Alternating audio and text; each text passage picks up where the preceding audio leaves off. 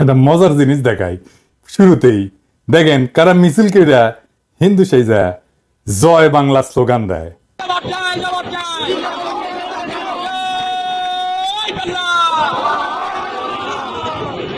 দেখেছেন স্লোগান দিয়ে আবার বুঝে ভুল হয়ে গেছে, তাই নিচে মুখ লুকায়। যাই হোক, রেকর্ড হিসেবে রাখলাম। আচ্ছা, এইবার দেখেন আলেম মৌলানারা কি বলতেছেন। হেফাজত নেতা আল্লামা জুনাইদ আল হাবিব সাহেব সবাইকে শান্ত থাকার জন্য নসিহত করতেছেন, সেটাও শোনেন। আমরা কোন উস্কানিতে সামনের দিকে অগ্রসর হব না, আমরা কোন উস্কানিতে পা দেব না, আমরা কোন ফাঁকা ফাঁদেও পা দেব না। আমাদের দেশ বাংলাদেশ, এই দেশকে সাম্প্রদায়িক সম্প্রীতি মুক্ত দেশ। যারা দুনিয়াব্যাপী প্রচার চালায় বাংলাদেশের মুসলমানেরা উগ্র, সাম্প্রদায়িক, দাঙ্গাবাজ, দেখেছেন সেই মুসলমান সম্প্রদায়ের ধর্মীয় নেতারা কেমন কইরা শান্ত থাকার আহ্বান জানাইতেছে। তবে আমার আজকের বিষয়টা ইসকর না, এই প্রসঙ্গে বইলা রাখলাম আর কি, চোখের সামনে আসলো তাই। আজকের বিষয় হইতেছে আমাদের মির্জা ফখরুল সাহেব। উনি তো কামান দাগিচ্ছেন। আসেন আমরা উনার কথা আগে শুনি। আমি কয়েকটা দিনে আমরা খুব উদ্বিগ্ন, ভয়াবহভাবে। আপনি চিন্তা করতে পারেন ধর্মকে কেন্দ্র করে কি উন্মাদনা শুরু হয়েছে বাংলাদেশে। আপনি চিন্তা করতে পারেন যে মুক্ত স্বাধীন মিডিয়ার জন্য, প্রেসের জন্য, সংবাদপত্রের জন্য আমরা এতদিন লড়াই করলাম, তারা আপনি করিয়ে দিচ্ছে।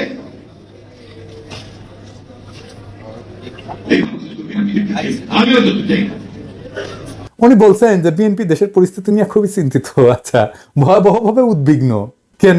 উনি বলছেন আপনারা চিন্তা করতে পারেন ধর্মকে কেন্দ্র কইরা কি উন্মাদনা শুরু হয়েছে বাংলাদেশে। আপনি চিন্তা করতে পারেন মুক্ত স্বাধীন মিডিয়ার জন্য, প্রেসের জন্য আমরা এতদিন লড়াই করলাম, তার অফিস পুরাই দিচ্ছে। তাই নাকি মির্জা ভাই? কুটি পুরানো হয়েছে। এই বাংলাদেশ তো দেখতে চাইনি, আমি অন্তত দেখতে চাই না। তাই নাকি মির্জা ভাই? পত্রিকা আবিষ কই পুরানো হয়েছে। এই যে ধর্ম নিয়ে উন্মাদনা শুরু হয়েছে, কে করছে? কন না কেন? ইসকনের কথা বলেন না কেন? ইসকন যে একজনের কুপায় মারছে তার কথা বলেন না কেন? ভাসুরের নাম মুখে নিতে লজ্জা লাগে। ওই যে চট্টগ্রামের আইনজীবীরা কুপায় মারলো, কোনো বিবৃতি দিচ্ছেন? দেন নাই। প্রথম আলো ডেইলি স্টার নিয়ে একেবারে দিওয়ানা হয়ে গেছেন। আপনি প্রধান রাজনৈতিক দলের নেতা, আপনি গেছেন চট্টগ্রামে আমাদের নিহত ভাইয়ের জানাজায় গেছেন? যান নাই। তো পত্রিকা অফিস পুরানোর কথা থেকে আমি ভাবলাম যে আমি নিজে ভুল দেখছি কিনা, তাই একটা পোস্ট দিলাম ফেসবুকে, যেটা প্রায় 12,000 লাইক পড়েছে। কেউ কইল না পত্রিকা অফিসে গত এক সপ্তাহ পুরানো হয়েছে। আপনাকে মির্জা ভাই আবেগ কাজ করেছে, প্রথম আলো যখন আসছে বিবেক কাজ করে নাই। আমাদের দানব হিসাবে উপস্থাপন করবেন, আপনার বন্ধু মতি আলু কয়া দিছে নাকি? নাকি আপনার দলের কেউ কইছে? নাকি আপনি নিজে দেখছেন? দেশের সবচেয়ে বড় দলের শীর্ষ নেতা আপনি, মুরব্বী মানুষ, আপনার মুখের কথাই রেফারেন্স। আপনি সতর্ক হইয়া কথা না বললে তো মুশকিল মির্জা ভাই। উনি এখানে থামেন নাই, আরো বলছেন দুর্ভাগ্য আমাদের কিছু সংখ্যক মানুষ, তারা নিজেদের অত্যন্ত জনপ্রিয়, সবচেয়ে দেশপ্রেমিক বলে মনে করেন। খোটাটা মনে রেখেন কি দিয়ে খোটা মারতেছে। আর গোটা জাতিকে আজকে তারা বিভাজনের দিকে উস্কে দিয়ে একটা অন্ধকারের দিকে ঠেলে দিচ্ছেন। সেজন্য ওনার আলো দরকার, প্রথম আলো, বুঝাও। আপনারা ঠান্ডা মাথায় চিন্তা করবেন যে যারা দেশকে বিভাজনের দিকে ঠেলছে, অনৈক্যের দিকে ঠেলছে, তারা আমাদের আসল শত্রু না মিত্র? আসলেই তো আমাদের দেখতে হবে বিভাজনের দিকে কে ঠেলিচ্ছে, এটা আমরা দেখবো। আইসেন, হ্যাঁ মির্জা ভাই খারান একটু আইসেনি। আপনি বিভাজনের কথা কইছেন, আমি ইউজুয়ালি এসব জায়গায় এসে একটা ডার্টি জোকস টোকস বলি, আপনার ক্ষেত্রে সেটা বলবো না, এই তো ঝামেলা হয়ে গেল। যাই হোক, বিভাজন কে করিছে? আপনি কি বলেছেন জামাতকে নিয়ে? দেখেন জামাতের পক্ষ থেকে আসা বক্তব্যের বিপরীতে তিনি বলছেন যারা ভোটে জিততে পারবে না, সরকার চালাইতে পারবে না, তারা এসব কথা বলে। একসময়ের জোট সেঙ্গিকে কি তাচ্ছিল্য! আপনারা সেনা প্রধানের ডাক পাইয়া যে ড্যাং ড্যাং করতে করতে ক্যান্টনমেন্টে গেলেন, তারপর একটা তত্ত্বাবধায়ক সরকার বানালেন, ধ্বজভঙ্গ উপদেষ্টা দিয়ে খুঁজে খুঁজে বের করে আসছেন। দিনে 6 বার অ্যাডাল্ট ডায়াপার বদলাইতে হয়। আমাদের জিজ্ঞেসিলেন যে কি মত আপনাদের? হ্যাঁ, ঐক্যের কথা কইছেন এখন। বাপরে, দেশের মালিক সেজে গেছেন না? ছাত্র শিবির ছাত্রদল মারপিট শুরু হইলো। আপনার ছাত্র দলে চট্টগ্রামে পোলারা আমারে কমপ্লেন দিল আমার ইনবক্সে এসে যে আপনার প্রিয় ছাত্র শিবির কইরে একবার কয় আপনার প্রিয় ছাত্র শিবির, কবে প্রশংসা করছিলাম ওই একটা সারিন্দা বাজায় আর কি, ওই কয় আমার প্রিয়, আপনার প্রিয় ছাত্র শিবির আমগরে মারতেছে, কিছু একটা করেন। তা আমি কইলাম দুই সংগঠনকে নিয়ে বসবো, এভাবে মারপিট করলে কেমন করে হবে? ফ্যাসি বিরোধী দলগুলা, ছাত্র শিবির ছাত্র দল দুই দলে কিন্তু রাজি হইল, টাইম ঠিক হইলো। ছাত্র দলের প্রেসিডেন্ট সেক্রেটারি, ছাত্র শিবিরের প্রেসিডেন্ট সেক্রেটারি কেন্দ্রীয় একসাথে কথা বললে টাইম ঠিক হইলো। আমার টাইম সকাল 5টা, আমি চোখ মুছতে মুছতে উঠিয়া জুম মিটিং এ বসলাম, ছাত্র শিবিরের প্রেসিডেন্ট সেক্রেটারি আসলো, ছাত্র দল আসলো না। ফোন দিলাম, কয় আমরা তো ট্যুর করতেছি। আমি বললাম আচ্ছা ঠিক আছে, ট্যুর শেষ করে দেওয়া তারপরে কইয়েন, আমরা বসবুনি আবার। পরে আর করলো না। শুনলাম বিএনপি শীর্ষ নেতারা চায় না, মারপিট যে হচ্ছে সেটা বন্ধ করার জন্য ডায়ালগ করতে রাজি না বিএনপি। জাহাঙ্গীরনগরে ছাত্র শিবির থাকলে সেখানে ছাত্র দল যায় না। আর কে কমপ্লেন করেছে যে ছাত্র শিবির ক্যানিটি? বামেরা না করলে ছাত্র দল করেছে। গত কয়েকদিন আগে জাতীয় ছাত্র সংহতি সপ্তাহ উপলক্ষে শিবিরের মত বিনিময় সহ 34টা ছাত্র সংগঠন আসলে ছাত্র দল আসেনি। কিন্তু কেন? মিটিং এ বসে ডায়ালগ করবে না। আন্দোলনের সহযোদ্ধাদের সাথে আবার ঐক্য ঐক্য আর বিভাজনের গল্প বলতেছেন। মিরেশ্বরায় জামাতের মিটিং এ হামলা করছেন। কেন কেন করছে? আপনাদের কাছ থেকে অনুমতি নেয় নাই। আপনাদের কাছে অনুমতি নেওয়া লাগবে। হ্যাঁ, আপনার ঠোলা হয়ে গেছেন না সরকার হয়েছেন, অনুমতি নিয়ে মিটিং করতে হবে। তালুকদারি পাইছেন বাংলাদেশকে, বিভিন্ন জায়গায় তো দখল শুরু করে দিচ্ছেন, ওইটা নাই কই। তো বিভাজন কে করছে মির্জা ভাই? চুপকে সরাবে বললো ছাত্ররা, আমরা সাপোর্ট দিলাম। আপনারা বাগড়া দিলেন, বললেন না বদলানো যাবে না। আমরা বললাম নতুন সংবিধান লাগবে। আপনারা বাগড়া দিলেন, বললেন না পুরানাই সই, এই সরকারের ম্যান্ডেট নাই, বদলাইতে পারবে না। আমরা বললাম আওয়ামী লীগকে নিষিদ্ধ করতে হবে। আপনারা বললেন না না না না না, আমরা নিষিদ্ধ করার কে, নিষিদ্ধ করবে জনগণ। তো আমরা কি জনগণ না? আমরা হরিদাস পাল? আমরা বললাম আওয়ামী লীগকে নির্বাচন আসতে দেওয়া যাবে না। আপনারা প্রফেসর ইউনূসকে যে কয়ে আসলেন না না না আওয়ামী লীগকে নির্বাচনে আনতে হবে, আসবে, নির্বাচন করবে। সারা দেশে একটা জাতীয় ঐক্যমত তৈরি হয়েছে ইসকন নিষিদ্ধের বিষয়ে। আপনি যাই বলে আসলেন প্রফেসর ইউনূসকে, আপনারা চান না ইসকন নিষিদ্ধ হোক। আপনি বলতেছেন বিভাজন, অনৈক্য। আপনি শুরু করেন আগে অনৈক্য। আপনি ইন্ডিয়াকে খুশি করার জন্য আপনি আওয়ামী লীগের নির্বাচনে আনতে চান, ইসকনকে নিষিদ্ধ করতে চান না ইন্ডিয়াকে খুশি করার জন্য। আপনি কি ভাবছেন ইন্ডিয়া আপনাদের প্রচুর প্রেম দিবে? হ্যাঁ, জিয়া রহমানকে কে মারছে? ইন্ডিয়া। বিডিআর আর্মি অফিসারদের কে মারছে? ইন্ডিয়া। আপনাদের এত বছর ক্ষমতার বাইরে রাখছে কে? ইন্ডিয়া। আপনি কি জাতির সাথে মশকরা করতেছেন মির্জা ভাই? আমরা যেটাই বলি সেটাই না, বিভাজন তো আপনি করতেছেন। তার মানে হইতেছে ঐক্য মানে আপনার মত মাইনা নেওয়া, আপনার অনুগামী হওয়া, আপনার দাসত্ব করা, এটা আপনার কাছে ঐক্য। হাসিনা আমাদের বলতো উন্নয়ন বিরোধী, আর আপনারা ক্ষমতায় যাইতে না যাইতে নতুন টার্ম আবিষ্কার করেছেন ঐক্য বিরোধী। বাহ, খুব মসৎকার। ঐক্য মানে কি জি হুজুর করা আপনার সব কথায়? আমরা কি আপনার দলের কর্মী যে থাপ্পড় দিবেন সবার সামনে আর আমরা বলবো আহা আহা কর্তা আমাকে থাপ্পড় মারিছে, দেখিস আমার কত আদর করে, বাপের মতো শাসন করে? এটা কমো? আপনি কি আসলেই প্রকাশ্যে কাউরে থাপ্পড় মারতে পারেন? না, পারেন না। কোন এথিক্যাল মডার্ন স্ট্যান্ডার্ডে আপনি পারেন না। আপনারা গান্ধী বইলা ট্রল করতো পাবলিকে, জানেন কিনা জানি না। আপনি থাপ্পড় মাইরা সে ট্রল করা বন্ধ করে দিলেন। আপনি দেশের ঐক্যের কথা বাদই দেন, আপনি দলের ভিতরে ঐক্য রাখতে পারছেন? আসেন দেখি। হাসিনা পলানোর পরে আপনার দলের অন্তর্কোন্দলে 19 জন নিহত হয়েছে, আহত হয়েছে 556 জন। আমি গুনছি। এডিটর সাহেব দেখান, একটার পর একটা নিউজ দেখান, দেখান এডিটর সাহেব কতজন নিহত হয়েছে, যোগ কইরা দেখান। মির্জা ভাই, আপনার নিজ দলের লোক তার সহযোদ্ধারে মারছে, প্রত্যেক 5 দিনে একজন মারা গেছে, প্রত্যেক দিন গড়ে 5 জনের বেশি আহত হয়েছে। আপনার নিজ দলের ঐক্য নয়, আপনি দেশের ঐক্য কেমনে কায়েম করবেন?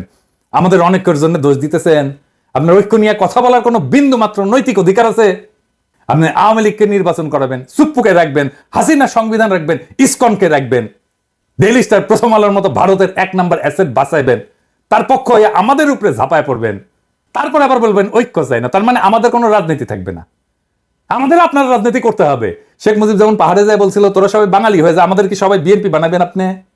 আমরা তো বিএনপি করবো না। রাজশাহীর যখন পলিটিক্স করতাম, ছাত্র রাজনীতি করতাম, তখন ছাত্র দলের এক নেতা হয়ে কইছিল যে আমরা বিএনপি করি, গল্লিক খাই, গল্লিক। হ্যাঁ, তা আমরা তো গল্লিক খাবো না।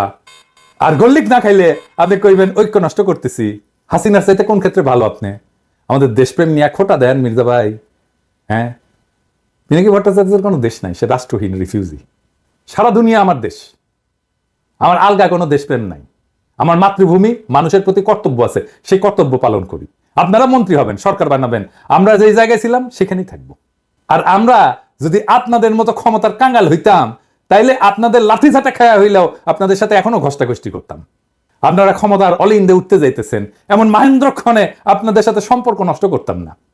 এই বান্দা মানুষের পক্ষে থাকবে, এই বান্দা ক্ষমতার স্টুডেন্ট। আপনারা আপনাদের ঐতিহ্য ধরে রাখছেন। 1975-এর 15ই আগস্টের নায়কদের ওন করেন নাই, তাদেরকে ফাঁসিতে যাইতে দিছেন, ছায়া দেখছেন। দীর্ঘদিনের জোট সঙ্গী ইসলামী দল জামাতের হাত ছেড়ে দিছেন। 2013-র 5ই মে আপনাদের কথা ছিল না আপনারা মাঠে নামবেন, আলেমরা আপনাদের ভরসায় আইসা বেঘরে মারা গেল, কোনোদিন সরি বলছেন? আমাদের পিঠে ছুরি মারবেন, এটা নতুন কি? হ্যাঁ, আমরা কেউই নিজেদের জনপ্রিয় বলে মনে করি না।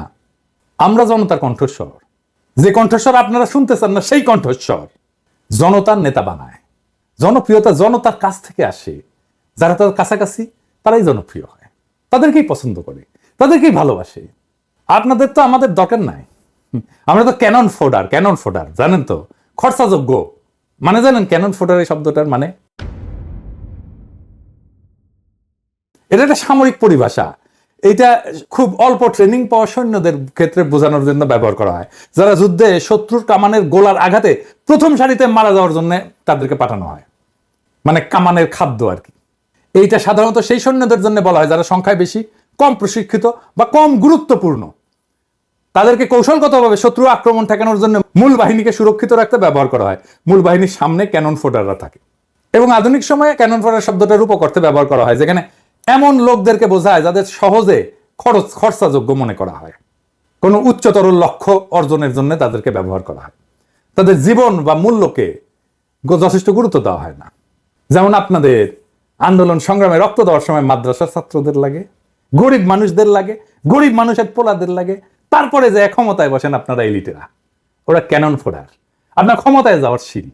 আপনাদের প্রথম আলো আছে, ডেইলি স্টার আছে, মোদির ভারত আছে, বাইডেনের আমেরিকা আছে। আমরা কোন হরিদাস পাল? আমরা সেই প্রথম সারির সৈনিক। আমরা নির্বাসনে থাকবো, আমরা মইরা গিয়া আপনার ক্ষমতায় যাওয়ার সিঁড়ি তৈরি করে দিব, রাত নাই দিন নাই অ্যাক্টিভিজম করব। তারপরে আমাদেরকে পিঠে ছুরি মেয়েরা আপনারা তার উপর দিয়ে যে সিংহাসনে বসবেন।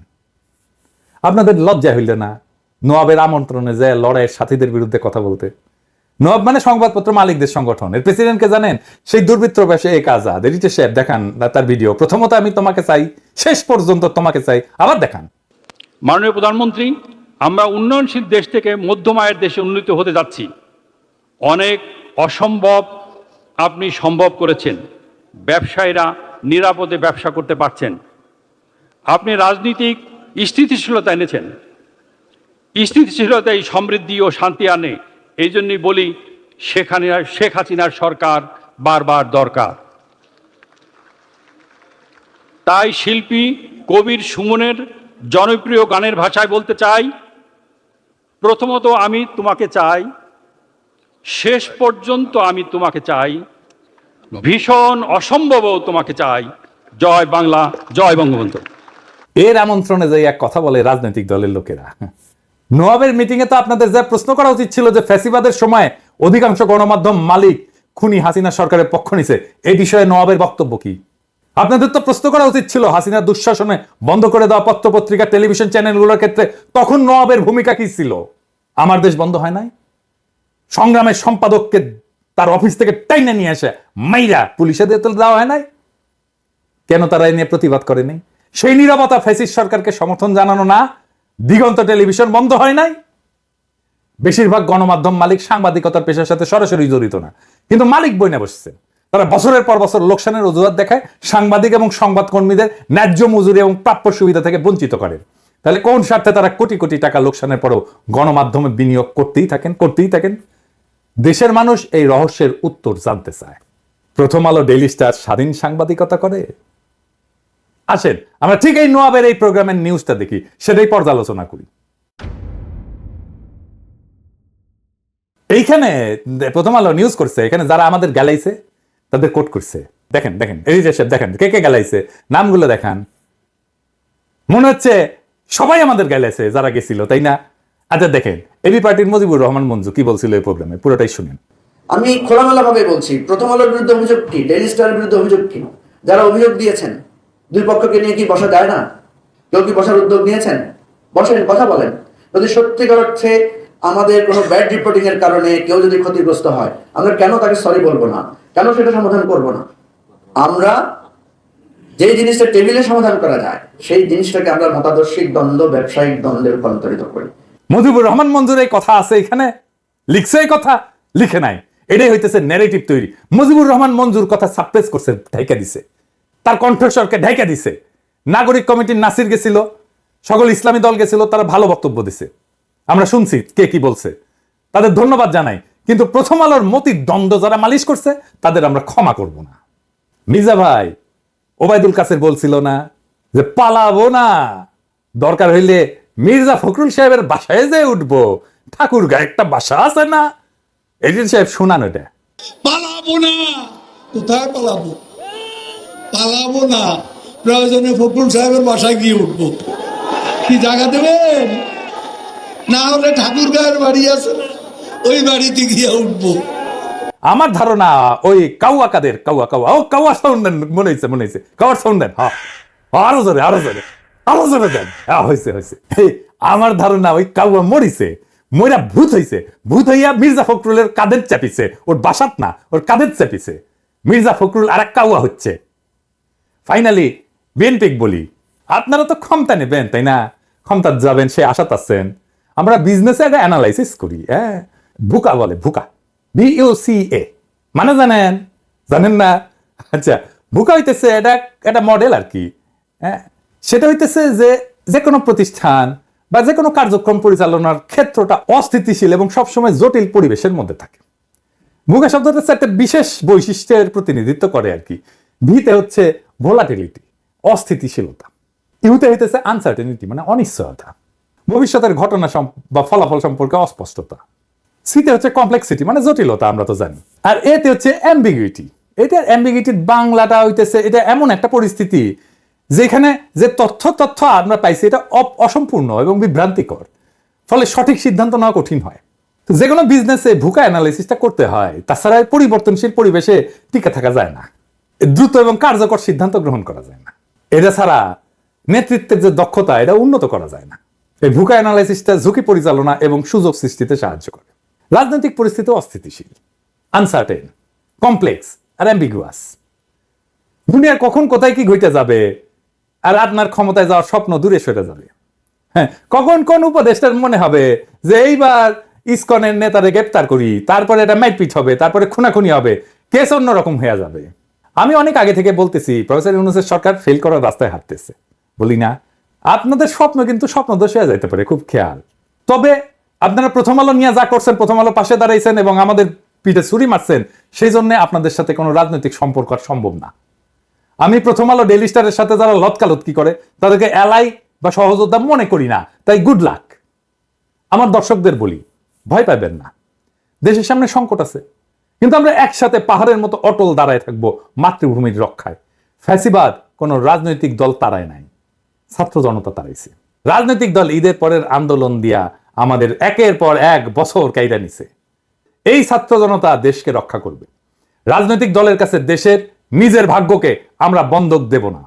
নির্ভয়ে থাকেন, জিন্দা থাকতে দেশের কোনো ক্ষতি হইতে দেব না, জিন্দা থাকতে বাংলাদেশে আওয়ামী লীগকে পুনর্বাসিত হইতে দেব না, জিন্দা থাকতে বাংলাদেশে আবারও ভারতীয় আধিপত্য চালাইতে দেব না, জিন্দা থাকতে বিপ্লবকে ব্যর্থ হইতে দেব না।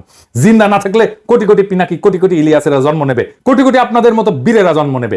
এই দেশে শুধু ভীরুরাই জন্মায় না, বীরেরাও জন্মায়। ভয় পাইবেন না, আখেরে আমরা বিজয়ী হব।